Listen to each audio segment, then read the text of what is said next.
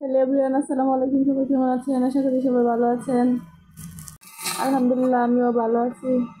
এই তো আজকে আবার একটা নতুন ভিডিও নিয়ে চলে আসলাম আপনাদের মাঝে।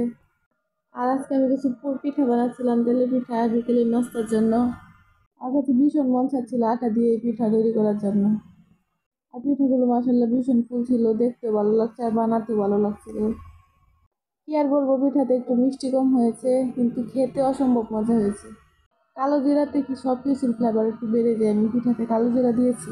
আর এদিকে ওরা কিছুটা ড্রাগন এনেছিল, ওইটাই খাচ্ছিলাম।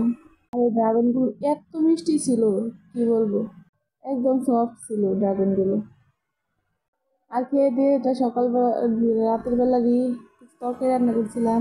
এদিকে মুরগি চামি দিয়েছি, লাউ রান্না করবো। আবার একই লাউ আমি মাছ দিয়ে রান্না করবো। একটা লাউ দুইভাবে রান্না করবো, একটা মাছ দিয়ে আর একটা মুরগি চামড়ি দিয়ে। অর্ধেক করে কেটে নিয়েছি। আর এই তো সকালবেলা আমি লাউ দিয়ে মাছের মাথা দিয়ে রান্না করতেছি। আর আমার কাছে মাছের মাথার থেকে মুরগি চামড়ি দিয়ে লাউটা বেশি মজা লেগেছে। এই তো আজকে ভিডিও পর্যন্ত, সবাই ভালো থাকবেন। আসসালামু আলাইকুম।